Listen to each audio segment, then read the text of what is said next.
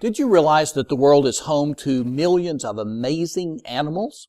Take the simple honeybee, for example.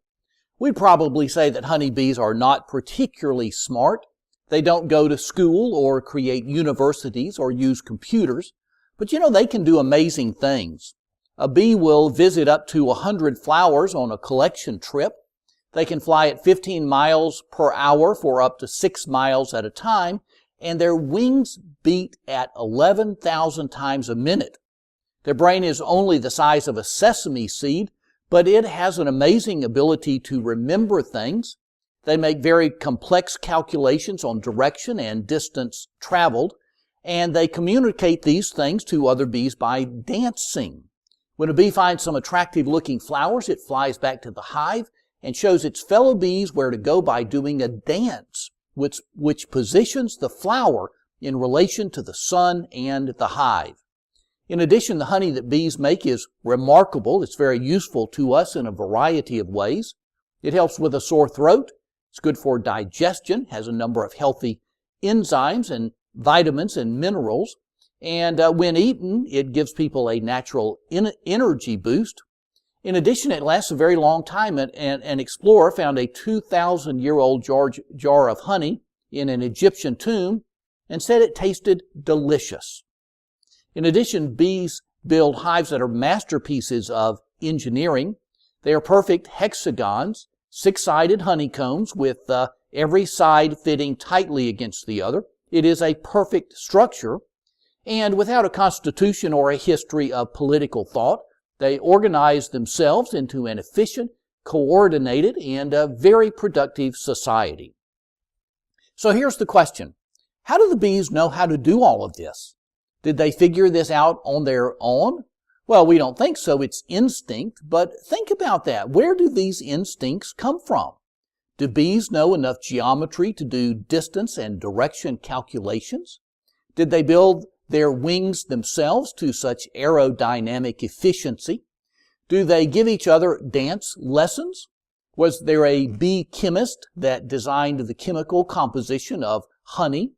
And what engineer not only decided to use hexagons for the hives, but came up with the plan to build them? Well, obviously, bees didn't do these things. Again, they have brains the size of a sesame seed.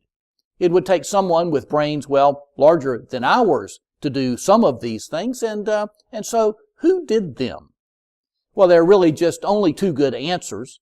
If the bees did not figure all this out themselves, then either God did or it happened completely by chance. Now, some believe that it is all random, of course, a product of natural selection, but that means it all happened by chance. More than that, it all came about through random mistakes in genetic coding that ended up being not mistakes, but brilliant feats of scientific achievement. Well, but does this really make sense? Does the ice machine in your freezer ever accidentally create an ice sculpture? Or is it always just jumbled up cubes? Or does your child's messy bedroom ever just happen to end up with all the clothes folded and neatly categorized on the shelves? No, all order and pattern comes about by the creative design and energy of purposeful intelligence. That only leaves one really good possibility: God.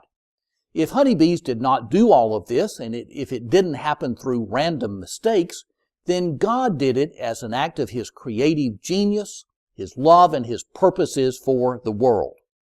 Well, so here's the thing. If you think all this happened by accident, it's curious, it's amazing, but it's ultimately meaningless. It doesn't matter. It's just a weird and unexplainable aspect of the universe. But what if it really is the work of God? This really might be true.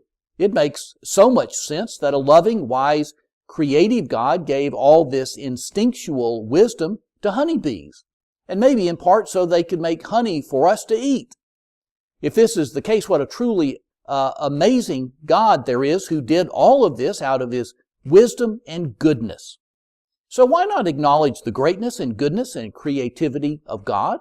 Why not give thanks to God for this and all the blessings of your life? Well, if you don't believe in God, then you have no one to thank for the wonders of creation. You have no good answer to the mystery of things like honeybees. And if you don't believe in God, aren't you missing the obvious right in front of you? Well, if you've not thought to thank God lately, well, why not stop and take a moment to do so? If this wonderful world is the result of God's creative hand, then, well, maybe, just maybe, He is someone we want to get to know. If He took time to make honeybees so smart as a matter of instinct, and, well, won't He watch over us as well?